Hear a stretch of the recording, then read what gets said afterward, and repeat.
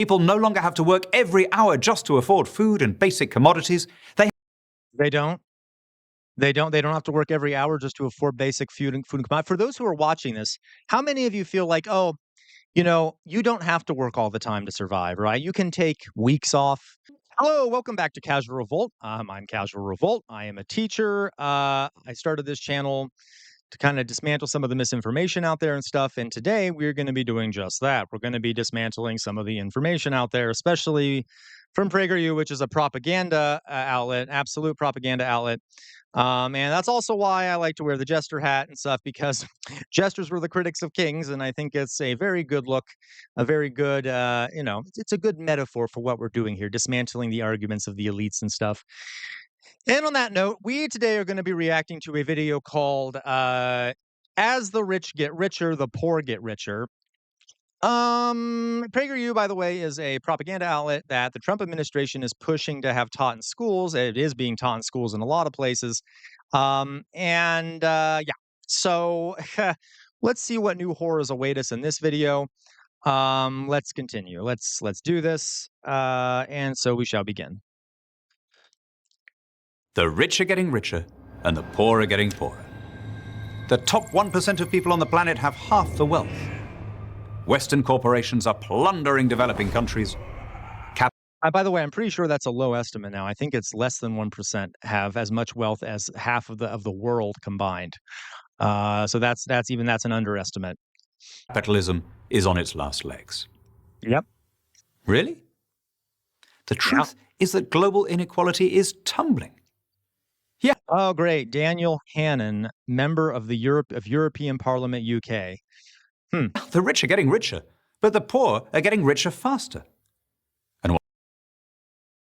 So that is just factually not true. There has been wage stagnations. The wealthy have, so as economic growth has occurred, the vast majority of that wealth has gone to the wealthiest people in the world. The wealthy are definitely getting wealthy faster than the poor. Okay. Like by every metric. I don't know what the heck he's talking about at all. What's driving that process? The market. Look at the most basic measures: literacy, longevity, infant mortality, calorie intake, height. More and more people are being lifted out of poverty. I think of the changes just in my lifetime. When I was born in 1971, okay, I'm sorry. I'm going to go back real fast. What were some of those statistics he talked about? Basic global measures, literacy, longevity. Yeah, because we've invented new forms of hygiene, there's technology out there that helps a lot of these things. We have better food production methods than we did during like the Middle Ages, okay?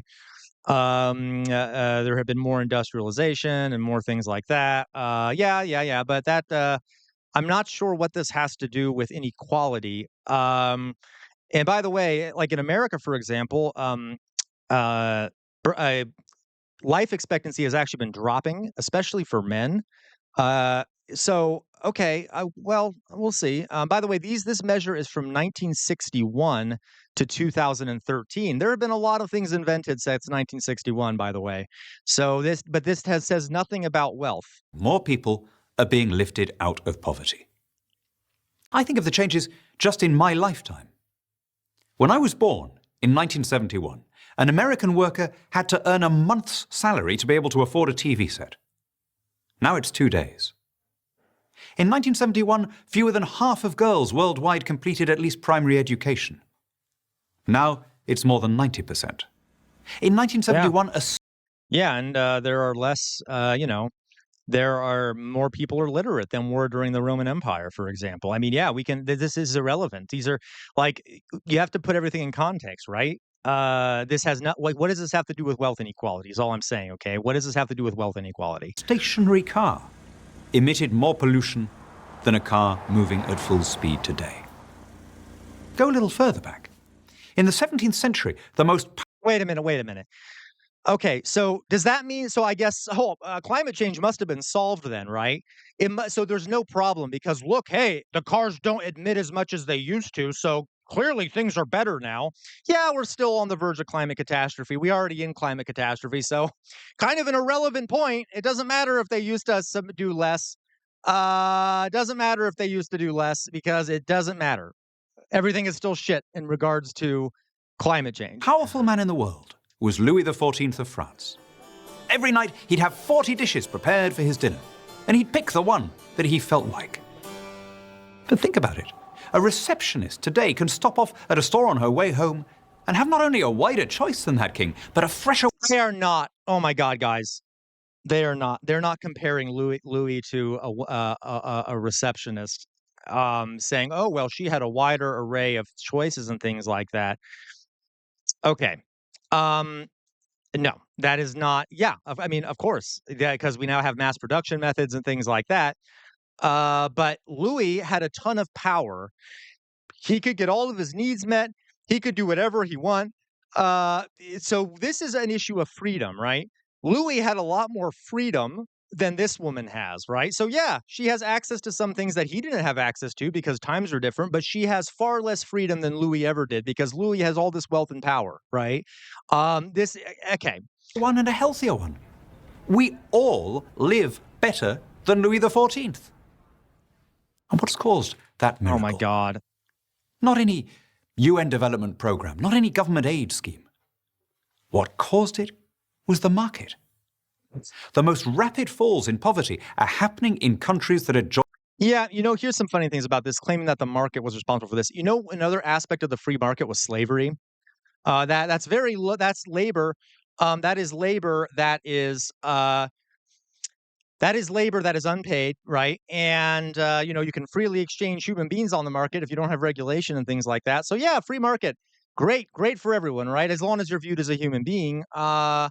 Yeah, free market also leads to tons of big issues. Anyway, okay.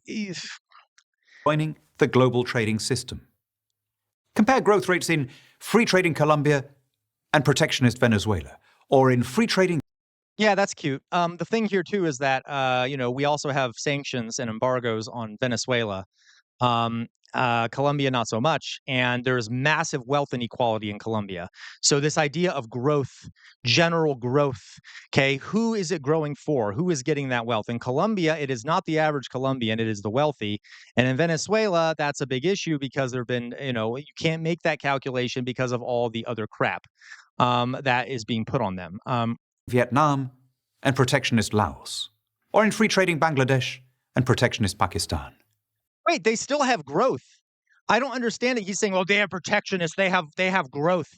Yeah, but they're also very they have less development than other economies, mainly due to a history of imperialism and blah blah blah blah blah blah blah blah. Okay, so this is utter nonsense.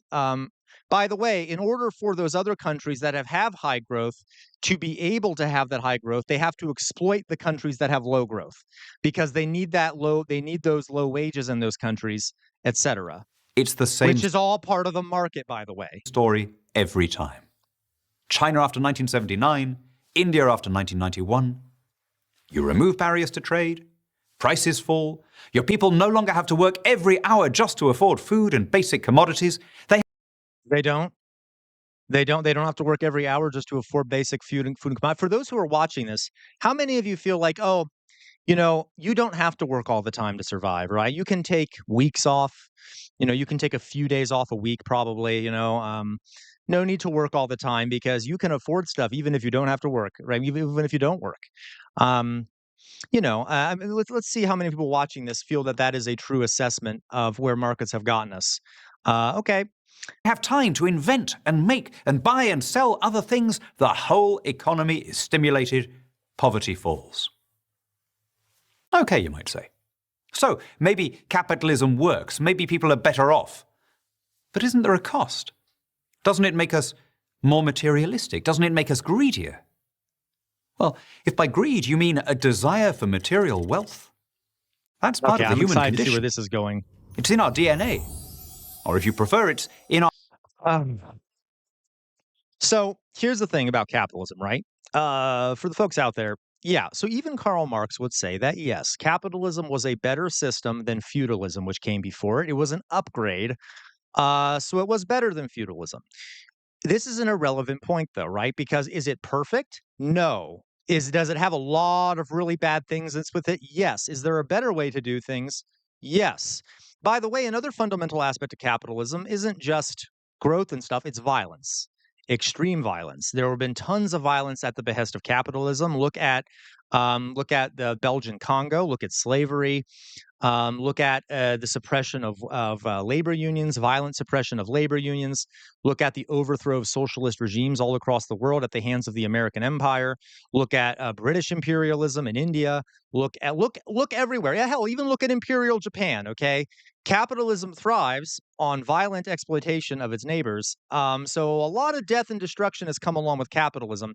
So yeah, it's been beneficial for a small segment of people while the rest of the world suffers at its behest. And yeah, it was better at promoting growth than what came before it, but that does not mean it's what's best for humanity. Our fallen nature. Under any system, socialism, communism, fascism, absolute monarchy, theocracy, people want more stuff. The unique quality of capitalism is that it structures the incentives so that the way to succeed, the way to be greedy, if you insist on using that vocabulary, is to offer a service to the people around you. No, so this is just not true. For most of human existence, human beings lived as hunter-gatherers, and there was no incentive for greed. There was no incentive for hoarding materials because we were constantly on the move. You wouldn't want to have to own a bunch of stuff because then when you got up to migrate to the next place, you would have to carry that stuff. There was not a focus on material things, like in almost any way. There may be for like a few small things, but what capitalism does specifically is it makes ownership and consumerism the foundation of everything. It makes greed the most important thing. Even under feudalism, greed was not the most important thing for the mass majority of the population. Survival was, etc. Survival, religion, other things were generally more important. I mean, for the upper crust, greed was important, but capitalism makes the society based on greed. Okay, especially in America, after World War II, there was a big push by the government and private entities to link ideas of citizenship with consumerism. You are a better citizen if you're out there buying more. Okay, like greed became a fundamental, necessary aspect of the economic system under capitalism, to the detriment of everything else. Greed was considered good under capitalism because you want more, more, more, more, more. Under every other system, you get on by sucking up to those in power. Commissars or kings or dictators. Wait a minute. That doesn't happen in capitalism? People don't suck up to people in power in capitalism? We all know there's a ton of Elon bros out there, right? We all know the people who love Jeff Bezos. We know the people who love Donald Trump. We love, there's definitely sucking up going on in capitalism. As a matter of fact, at least in the United States, that sucking up has been institutionalized in the form of campaign contributions, where the capitalists can bribe politicians who will then want to suck up to them for that bribery. Okay. All right. But under a free market system, you get on by offering consumers something they want. As the economist Joseph Schumpeter put it, the achievement of capitalism is not to provide more silk stockings for princesses, but to bring them within the reach of the shop girl. So, why can't we see it? Why do So when capitalism was first around, that was definitely not the case, right? Under free market capitalism, the quote unquote shop girl, the women who were in the factories in Lowell, Massachusetts, or in the UK or whatever, were making such low wages they'd never be able to afford silk stockings. You know what started changing that to where they were making enough wages to afford perhaps silk stockings? The labor movement, regulations and things like that, which sort of moderated the horrible effects of capitalism so that people could at least accumulate a little bit of wealth. It still is not perfect. And by the way, a lot of that has been rolled back, which is once again making it really hard for workers to afford things like, for example, silk stockings. So that is not a fundamental aspect of capitalism. That's an aspect of regulated capitalism, where we actually limit capitalism. So limiting capitalism is actually what brought wealth allowed those people to afford things, minimum wages. That's what allowed workers to afford things that they weren't previously allowed to afford. intentioned, idealistic young people oppose free trade and market liberalization, thinking that they're standing up for the poorest people on the planet, when in fact they're doing the opposite. A big part of the answer is aesthetic. As the Victorian novelist Anthony Trollope wrote, poverty, to be scenic, should be rural. I grew up in Lima, Peru, which in those days was surrounded by shanty towns known as Las Barriadas. Western visitors would come and they'd visit Machu Picchu, and then they'd ask in bewilderment why people migrated from the Andes to the slums. Oh my God, these two people are morons if they actually ask that. So let's be honest. Let's be honest here, right? The reason why there are shanty towns in Peru is because of imperialism and colonialism. Peru was part of a colonial empire where a ton of wealth was extracted from Latin America and brought to Europe and then later to the United States. Okay, well, let's see what their answer is here. Why did they swap the clean air and the mountain scenery for open sewers and traffic fumes? Why did they swap clean air and the mountains? Okay. It's a very first world question. No Peruvian ever needed to ask why you'd leave a place with no electricity, no school, no clinic, and no jobs. Those shantytowns, those barriadas, for most of their residents are transitional. They're busy places, humming with enterprise, and the people in them sense that they're on their way up. Okay.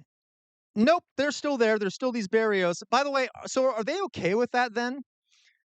Are they okay with that? I guess PragerU is okay with there being these massive slums where there are a few people successfully engaging in enterprise while everyone else is suffering in poverty. And that they want us to view these slums as like, oh, no. Don't feel bad for the people here who are suffering economically. These are transitional places. There's so much enterprise going on, right? People are on their way up, okay? So ignore them. This is just a natural consequence of the system you love so much called capitalism, is that there'll be slums. That seems kind of bad because they're human beings, right? If we want to help those people, the best thing we can do is let them sell us their stuff. I love that. Okay, let them starve. Let them, die deaths of despair. Let them, don't have access to the same goods and stuff as everyone else does. But we should just let them sell, even though a lot of them can't do that, don't have access to the ability to create enterprises. This is hilarious. The best thing, absolutely, the best thing we can do is just let them suffer, right? Okay. Capitalism has achieved things which earlier ages ascribed to gods and magicians. It's abolished. We kind of do that now. I kid you not. The superstructure, the ideological foundation of our capitalist society is sort of this almost religious level belief in the power of the free market, in the fundamental good of those that are successful at navigating the market and becoming wealthy. The idea of the American dream, or the idea of, if you work hard enough, you will eventually be rich like everyone else. It's a myth. It is not true. It is a myth. It is like a sorcerer level myth. And these guys are the sorcerers or the witch doctors, or whatever you want to call them, that are trying to sell that myth. I shouldn't use the phrase witch doctors. They're the people trying to mislead you into thinking that. Hunger and disease and want. It's led to an unprecedented enrichment that is the central fact of your life. The fact that you're watching this video is enough to tell me that. Why is he looking at me that way? Let it work its magic in the rest of the world. I'm Daniel Hannan for Prager University. Okay, so for those that are watching this video, who here has felt the magic of capitalism? Who here feels the magic of capitalism every day? Feeling the magic of all that beautiful stuff that you have, all that struggle you have to engage in, that hard work you have to engage in every day. The magic of, having a pizza party thrown to you after working 40 hours a week and yet not being able to afford that operation for your child, or not being able to have a child because you can't afford the time off that would be necessary to raise the child after you've had the child. Or the fact that there's so many people in this country are dying deaths of despair at the hands of overdose to drugs because they don't feel like they have any connection to the society they're in. Or the fact that whenever the rich crash the economy, we're the ones that suffer, and they get bailed out while we still suffer. Or the corruption in politics. I'm sure you all feel the tremendous magic of capitalism when you experience these things. Ah, oh, capitalism, such a magical thing, is it not? On that note, folks, if you like my content, please subscribe to the channel. You can become a member for as little as 99 cents a month by clicking the join button. And please go over to Twitch. I go live almost every day except for Wednesdays and Thursdays. So click the bell icon if you're on YouTube if you want to be notified of when I go live. I made this video while I was live. And or go and join me over on Twitch. I'm also streaming from there.